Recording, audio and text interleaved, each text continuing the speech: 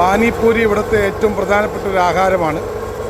അത് ഇവിടുത്തെ പിള്ളേർ കഴിക്കുകയാണ്. ഞാൻ നിൽക്കുന്ന വീട്ടിലെ മക്കളാണ്, അവരെ വിളിച്ചുകൊണ്ട് വന്ന് ഞാൻ വാങ്ങിക്കൊടുത്താണ്. Hello, it's good good my daughter, good.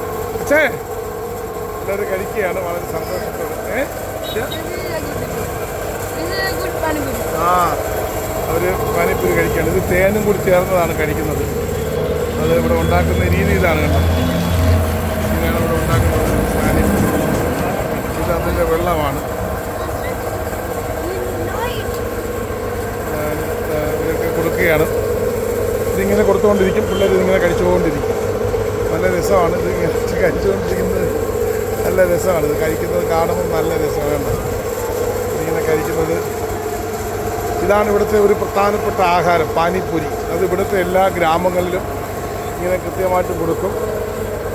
എന്താ കണ്ടോ, ഇതിങ്ങനെ ഈ സാധനങ്ങൾ ഇങ്ങനെ അടുക്കി വെച്ചിരിക്കും. ഇത് ഓരോന്നുണ്ട്, വലുതുമുണ്ട് ചെറുതുമുണ്ട്, ബഡാ സൈസ് ചോട്ടാ സൈസ് ഉണ്ട്. ഇതൊരു ഗ്രാമത്തിൻ്റെ ഒരു ചെറിയ ജംഗ്ഷനാണ്. ഈ ജംഗ്ഷനിൽ ആണ് ഈ കച്ചവടം നടക്കുന്നത്. ഇവിടെ എല്ലാം ഇനി ഇവിടെ നിന്ന് ഒരു 30-40 കിലോമീറ്റർ കഴിഞ്ഞാൽ അടുത്തൊരു ജംഗ്ഷൻ കിട്ടത്തുള്ളൂ. പിള്ളേർ എന്നോട് ചോദിച്ചു, പാസ്റ്റങ്ങൾ ഞങ്ങൾക്ക് മേടിച്ച് തരുമെന്ന്. അപ്പോൾ ഞാൻ പറഞ്ഞു, ധൈര്യമായിട്ട് വാ, നമുക്ക് വാങ്ങിച്ചേക്കാം. പിള്ളേരുടെ സന്തോഷമാണല്ലോ നമ്മുടെ സന്തോഷം. അവർ ഈ കഴിക്കുന്നത് കാണുമ്പോൾ ഭയങ്കര സന്തോഷം തോന്നുന്നു. അവർക്കിത് അവരുടെ പ്രധാനപ്പെട്ട ആഹാരമാണ്. ചിലപ്പോൾ നമുക്കിത് ഇഷ്ടപ്പെട്ടെന്ന് വരത്തില്ല. അവർ കൊടുക്കുന്ന ശൈലികളെല്ലാം കാണുമ്പോഴത്തേക്കും ഇഷ്ടപ്പെട്ടെന്ന് വരത്തില്ല. പക്ഷേ അവർക്കിത് പ്രധാനപ്പെട്ട ആഹാരമാണ്. കാരണം അവർ കൊടുക്കുന്ന ഇവിടുത്തെ ഒരു പ്രധാനപ്പെട്ട വൈകുന്നേരങ്ങളിലുള്ള ഒരു പ്രധാനപ്പെട്ട ആഹാരമാണ് പാനിപ്പൂരി. അപ്പോൾ അതുകൊണ്ട് ഇതിവിടെ കഴിക്കുന്ന അതൊക്കെ കാണുമ്പോൾ ഭയങ്കര സന്തോഷം തോന്നുന്നുണ്ട്. ഇനി ചായേ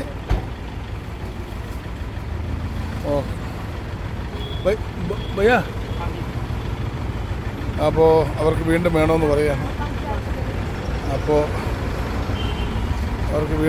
പറയാണ്. അവർ നല്ല സന്തോഷത്തോടെ. ഹലോ,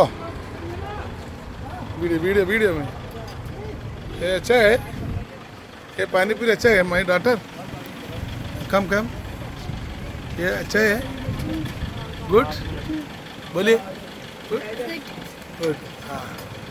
അപ്പോൾ ഇതാണ് ഇവിടുത്തെ ആൾക്കാരെല്ലാവരും വന്ന് ഇതുപോലെ കഴിക്കും. ഇവിടെ നിന്നിങ്ങനെ എടുത്ത് കഴിക്കും. അപ്പോൾ അതുകൊണ്ട് നമുക്ക് കൊള്ളത്തില്ലെന്നൊക്കെ തോന്നും, പക്ഷേ ഇത് ഇവിടുത്തെ പ്രധാനപ്പെട്ട ആഹാരമാണ്. ഞാനും വീഡിയോ എടുത്തിട്ട് ഇത് കഴിക്കും.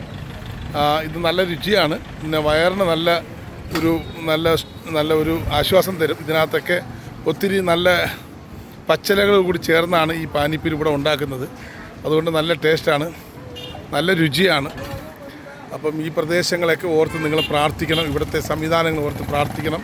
ഇതുപോലെ വന്ന് നിന്ന് അവരിതുപോലെ കണ്ടോ, സിഖ് ഫാമിലിയാണ് കണ്ടോ, ഇവരിവിടെ ഇതുപോലെ വന്ന് നിന്നിട്ട് ഇതുപോലെ കഴിക്കും. ഓരോരുത്തരും വന്ന് കഴിച്ചിട്ട് വളരെ സന്തോഷത്തോടെ പോകും. കാരണം 10 പീസ് 50 രൂപയാണെന്ന് തോന്നുന്നു. 10 പീസ് കഴിക്കുമ്പോഴത്തേക്കും 50 രൂപയാണ്. അതുകൊണ്ട് ഇതാണ് ഇവിടുത്തെ ഓരോ സ്ഥലം കണ്ടോ. ഇവിടുത്തെ സ്ഥലങ്ങളെല്ലാം ഇങ്ങനെയാണ്, ഇവിടുത്തെ കാര്യങ്ങളൊക്കെ ഇങ്ങനെയാണ് നടക്കുന്നത്. അപ്പോൾ നമ്മൾ ഓരോ സ്ഥലത്ത് വരുമ്പോൾ ഓരോ സ്ഥലത്തുള്ള കാര്യങ്ങളാണ് നടക്കുന്നത്.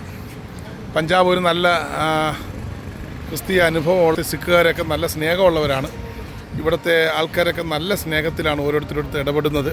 അവരാരെയും വഴക്ക് പറയാനോ അടിക്കാനോ വഴക്കിനോ ഒന്നിനും വരത്തില്ല. ഇവിടുത്തെ എവിടെ വേണമെങ്കിലും സുവിശേഷം പറയാം, പക്ഷെ പറയുമ്പോൾ വളരെ സ്വാതന്ത്ര്യത്തോട് പറയാം. അവർക്കും അത് ഇഷ്ടമാണ്.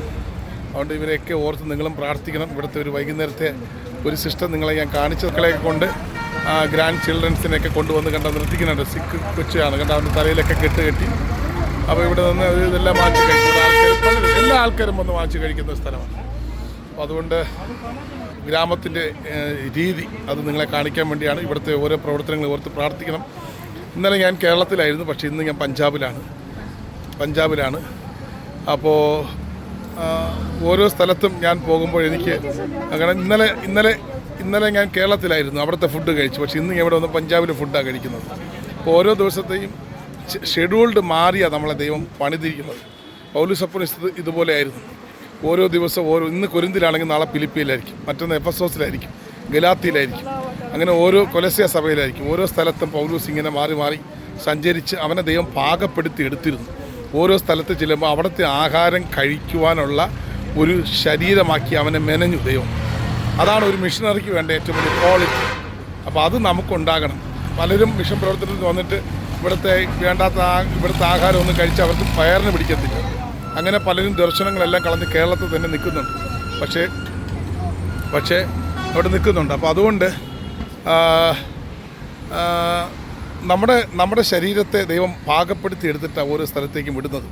അങ്ങനെ എന്നെയും ദൈവം പാകപ്പെടുത്തിയത് കൊണ്ട് തന്നെയാണ് ഈ സ്ഥലത്തൊക്കെ വന്ന് നിൽക്കാൻ ദൈവം കൃപ തരുന്നത്. നിങ്ങളെല്ലാവരും ഓർത്ത് പ്രാർത്ഥിക്കുന്നു. ദൈവം നിങ്ങളെ ഓരോ അനുഗ്രഹിക്കട്ടെ.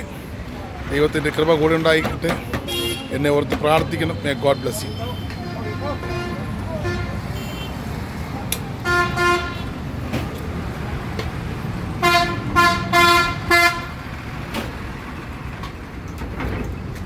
Loco.